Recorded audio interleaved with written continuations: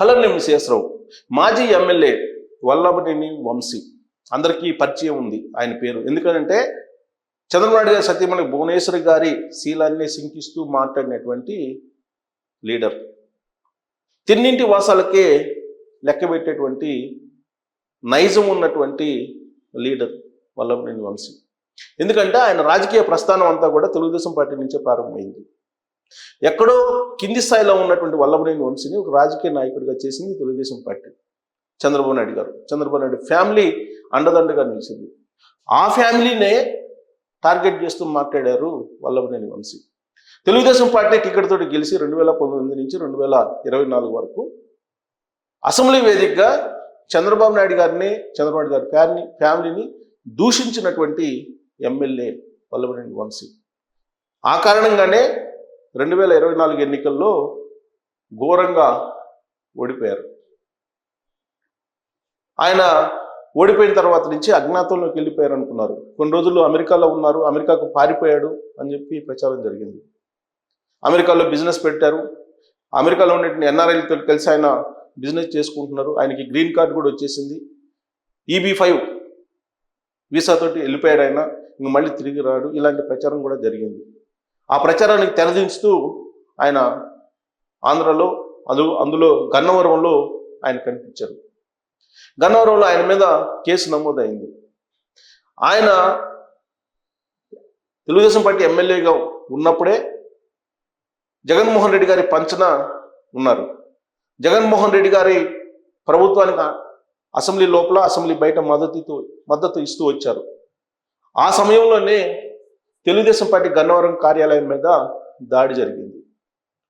ఆ దాడికి సంబంధించి కంప్లైంట్ చేశారు తెలుగుదేశం పార్టీకి సంబంధించినటువంటి లీడర్లు. అప్పట్లో జగన్మోహన్ రెడ్డి గారు ముఖ్యమంత్రిగా ఉన్నారు కాబట్టి ఆ కంప్లైంట్కి సంబంధించినటువంటి కేసు నమోదు కాలేదు. కంప్లైంట్కే పరిమితమైంది, FIR చేయలేదు. అయితే 2024 ఎన్నికల్లో అధికారంలోకి వచ్చిన తర్వాత తెలుగుదేశం పార్టీ కంప్యూటర్ ఆపరేటర్గా ఉన్నటువంటి సత్యవర్ధన్ అనేటువంటి అతను, ఆఫీసులో పనిచేసే అతను కంప్లైంట్ ఇచ్చారు. తెలుగుదేశం పార్టీ గన్నవరం ఆఫీస్ మీద దాడి జరిగింది. ఈ దాడికి కారకులు అప్పుడున్నటువంటి ఎమ్మెల్యే వల్లభనేని వంశీతో పాటు కొంతమంది అనుచరులు అని చెప్పి ఆయన కంప్లైంట్ చేయడం జరిగింది. ఆ మేరకు FIR చేశారు ఆంధ్రప్రదేశ్ పోలీసులు. విచారణ చేశారు. దాదాపు 70-80 మందిని విచారించారు. దాంట్లో నిందితులు ఉన్నారు. ఆ నిందితుల్లో ఒకళ్ళు వల్లభనేని వంశీ. ఆ కేసు విచారణ జరుగుతున్నటువంటి సందర్భంగానే ముందస్తు బెయిల్ కోసం ప్రయత్నం చేశారు. ముందస్తు బెయిల్ కోసం ప్రయత్నం చేసి హైకోర్టుకు వెళ్ళారు. హైకోర్టు నో చెప్పింది. దాన్ని సవాల్ చేస్తూ సుప్రీంకోర్టుకు వెళ్ళారు. సుప్రీంకోర్టు మీరు ట్రయల్ కోర్టులోనే తేల్చుకోండి అని చెప్పి చెప్పింది. దీంతో ట్రయల్ కోర్టులో ముందస్తు బెయిల్ కోసం ప్రయత్నం చేస్తూ ట్రయల్ కోర్టుకు అటెండ్ అయ్యారు వల్లభనేని వంశీ. ఆ ట్రయల్ కోర్టుకి అటెండ్ అయ్యేటువంటి సమయంలోనే రకరకాల జిమ్మిక్కులు వల్లభనేని వంశీ చేశారు అని చెప్పి అప్పట్లోనే వచ్చింది న్యూస్. అయితే ఇప్పుడు తాజాగా ఆయన ఓవర్ స్మార్ట్. జనరల్గా ఆయన చాలా తెలివిగల పొలిటీషియన్ వల్లభనేని వంశీ. రాజకీయ వర్గాల్లో ఆయన మీద ఉన్నటువంటి అభిప్రాయం, ఇది నా వ్యక్తిగత అభిప్రాయం కాదు, చాలా ఓవర్ స్మార్ట్గా ఉంటారు వల్లభనేని వంశీ అని చెప్పి రాజకీయ వర్గాల్లో ఉండేటువంటి వాళ్ళే, తన తోటి ఉండేటువంటి వాళ్ళే చెప్తుంటారు, మాట్లాడుకుంటూ ఉంటారు. ఎలా ఓవర్ స్మార్ట్ అంటే తెలుగుదేశం పార్టీ అధికారంలో ఉన్నప్పుడే సీతారామాంజనేయులు అనేటువంటి ఒక IPS ఆయన మీదనే పోరాడారు వల్లభనేని వంశీ ఒక కేసులో. అప్పట్లో ఆయన ఏదో మహిళలకు సంబంధించి ఆయన వ్యవహరించారు, లైంగిక వేధింపులకు పాల్పడ్డారు అనేటువంటి కేసులో వల్లభనేని వంశీ సీతారామాంజనేయుల వ్యవహారాన్ని బజార్కి ఇచ్చారు. అప్పుడే IPS మీద పోరాడే ధైర్యం చేసినటువంటి ఒక ఎమ్మెల్యేగా పేరుంది వంశీకి. ఆ తర్వాత అనేకమైనటువంటి సెటిల్మెంట్స్లో కానీ అనేకమైనటువంటి వ్యవహారాల్లో ఓవర్ స్మార్ట్గా వంశీ వ్యవహరిస్తారు అనేది ఆయన మీద ఉన్నటువంటి ఒక అభిప్రాయం కొంతమందిలో. వైఎస్ఆర్ కాంగ్రెస్ పార్టీ అధికారంలో ఉన్నప్పుడు సంక్రాంతి పండుగ సందర్భంగా క్యాష్ న్యూస్ నిర్వహించారు. ఆ సందర్భంగా కూడా చాలా ఓవర్ స్మార్ట్గా వ్యవహరించారు. ఓవర్ స్మార్ట్గా వ్యవహరించి ఆ క్యాష్ న్యూస్ వ్యవహారం మొత్తం కూడా ఆ రోజున గుడివాడ ఎమ్మెల్యేగా ఉన్నటువంటి కొడాలి నాని మీద వేసేశారు. కొడాలి నాని వల్లభనేని వంశీకి ఆ రోజున బాగా అండగా ఉన్నారు. కానీ ఇద్దరు కలిసి చేశారు ఆ క్యాసినోస్ వ్యవహారం అనేది అందరికీ తెలిసినటువంటి విషయమే. అప్పుడు అది కూడా ఒక పెద్ద రాద్ధాంతం జరిగింది. ఇప్పుడు ఈ కేసు విషయంలో కూడా వల్లభనేని వంశీ ఓవర్ స్మార్ట్గా వ్యవహరించారు అనేటువంటి ఒక వర్షన్ బయటకు వస్తుంది. ఈ సత్యవర్ధన్ అనే అతను తెలుగుదేశం పార్టీ కార్యాలయంలో కంప్యూటర్ ఆపరేటర్గా ఉంటారు.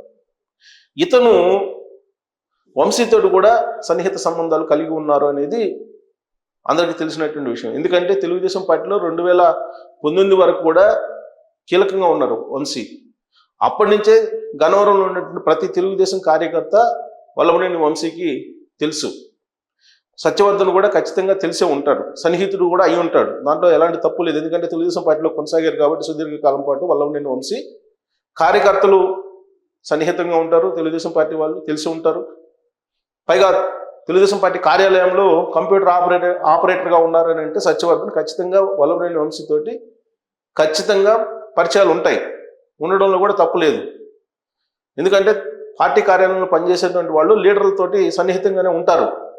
ఆ సాన్నిహిత్యంతో సత్యవర్ధన్ని పిలిపించుకొని కిడ్నాప్ చేశారు. కిడ్నాప్ చేసి చేసినటువంటి కంప్లైంట్ని వెనక్కి తీసుకునేలాగా వల్లభనేని వంశీ చేయగలిగారు అనేది ఇప్పుడు ఆయన మీద ఉన్నటువంటి ఒక ఆరోపణ.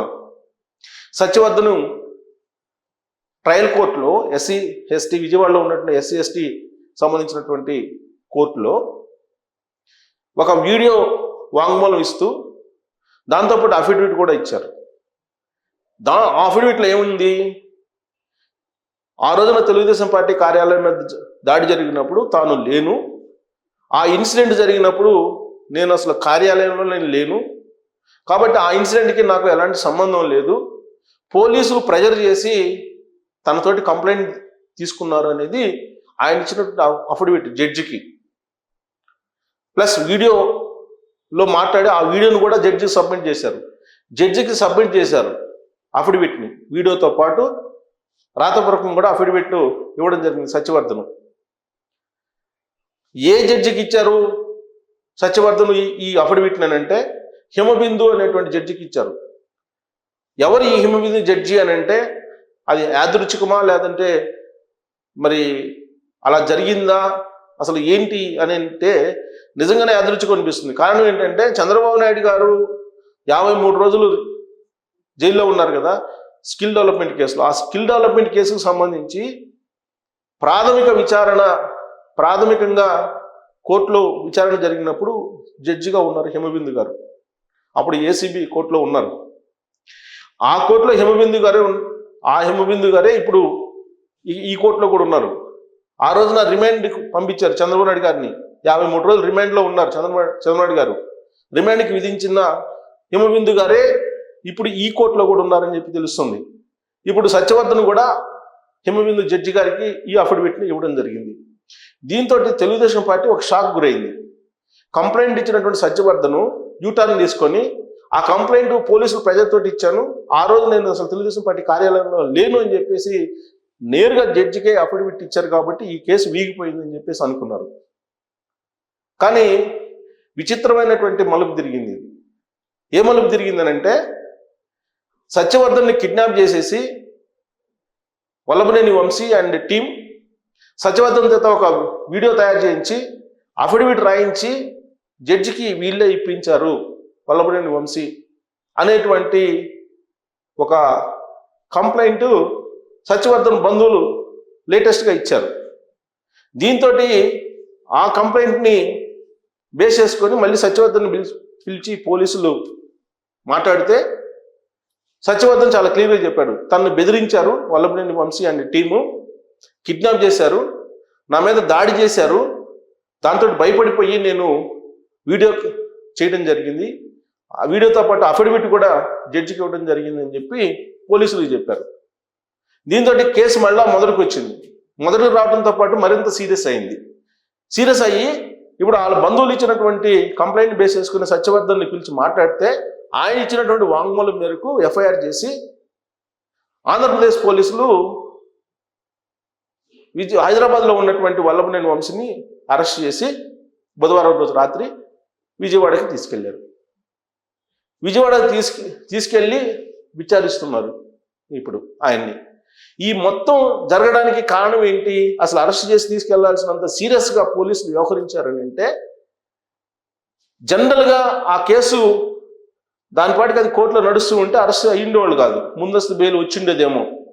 ఎందుకనంటే ముందస్తు బెయిల్ ఆల్రెడీ తెలుగుదేశం పార్టీ కేంద్ర కార్యాలయం మీద చేసినటువంటి వాళ్ళకి వచ్చింది. దీంట్లో కూడా ముందస్తు బెయిల్ వచ్చిండేదేమో. కానీ వల్లభనేని వంశీ ఓవర్ స్మార్ట్గా వ్యవహరించి ఆయన తన అరెస్ట్ వరకు తీసుకొచ్చుకున్నాడు ఇష్యూని.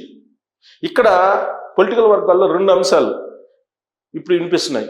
ఒకటి, ట్రాప్ చేశారా తెలుగుదేశం పార్టీ వాళ్ళు వల్లభనేని వంశీని, లేదా వల్లభనేని వంశీ ఓవర్ స్మార్ట్గా వ్యవహరించి తన ఇబ్బందిని తనే తెచ్చుకున్నాడా, నిన్న మునిగిపోయాడా అనేది నడుస్తుంది. ఇప్పుడు వల్లభనేని వంశీ గారి గురించి తెలిసినటువంటి వాళ్ళు, తెలుగుదేశం పార్టీ ప్రాసిక్యూషన్ విభాగానికి సంబంధించినటువంటి బలం తెలిసినటువంటి వాళ్ళు ఏం చెప్తున్నారంటే, ఇది వల్లభనేని వంశీ తనకు తెచ్చుకున్నటువంటి భారమేని, తనకు తను ఓవర్ స్మార్ట్గా వ్యవహరించి మునిగిపోయాడు, ఈ విధంగా నిన్న మునిగాడు. లేదంటే తెలుగుదేశం పార్టీ ప్రాసిక్యూషన్ అంత బలంగా లేదు. ఒకవేళ తెలుగుదేశం పార్టీ ప్రాసిక్యూషన్ బలంగా ఉంటే కనుక ముందస్తు బెయిల్స్ ఎలా వస్తాయి, బెయిల్స్ మీద వచ్చేటటువంటి వాళ్ళు ఎప్పుడు వస్తారో కూడా వాళ్ళకి తెలియదు. అలాంటి సిచ్యువేషన్లు వాళ్ళు ఉన్నారు. కాబట్టి వీళ్ళేదో ప్రీ ప్లాన్డ్గా తెలుగుదేశం పార్టీ వాళ్ళు ట్రాప్ చేసి వల్లభనేని వంశీని సత్యవర్ధన్ని కిడ్నాప్ చేసినట్టు చేసి పుట్టించి క్రియేట్ చేసి వల్లభనేని వంశీని అరెస్ట్ చేశారు అనేటువంటి వాదనకి ఆస్కారమే లేదు అనేది ఒక అభిప్రాయం. అలాగే వల్లభనేని వంశీ గురించి బాగా తెలిసినటువంటి వాళ్ళు ఖచ్చితంగా ఇతను ఓవర్ స్మార్ట్ అయి ఉంటుంది, సత్యవర్ధన్ని పరిచయాలు ఉంటాయి కాబట్టి సత్యవర్ధన్ తోటి తనే పిలిపించుకొని అతన్ని నయానో భయానో సామ దాన భేద దండోపాయాలు ఉపయోగించి ఖచ్చితంగా వీడియో చేయించి అఫిడవిట్ని తయారు చేసి జడ్జికి ఇప్పించుంటారు వల్లభనేని వంశీ. ఆ తర్వాత సత్యవర్ధను తెలుగుదేశం పార్టీ వాళ్ళు పిలిచి మాట్లాడినప్పుడు సత్యవర్ధను జరిగినటువంటి విషయాన్ని చెప్తే అది కంప్లైంట్ రూపంలో వెళ్ళి కిడ్నాప్ రూపంలోకి ఈ కేసు వెళ్ళిపోయి ఉంటుంది. ఇదంతా కూడా వల్లభనేని వంశీ ఓవర్ స్మార్ట్ కారణంగానే జరిగింది అని చెప్పి ఆయన గురించి తెలిసినటువంటి వాళ్ళు భావిస్తూ ఉన్నారు. సో దీంట్లో ఈ రెండు వర్షన్లో ఏది కరెక్ట్? తెలుగుదేశం పార్టీ ట్రాప్ చేసి వల్లభనేని వంశీని అరెస్ట్ చేసడానికి ప్లాన్ చేసిందా, లేదంటే వల్లభనేని వంశీ ఓవర్ స్మార్టా? దీంట్లో మీరు ఏది నమ్ముతున్నారు అనేది కామెంట్ రూపంలో తెలియజేయచ్చు. Thank you very much.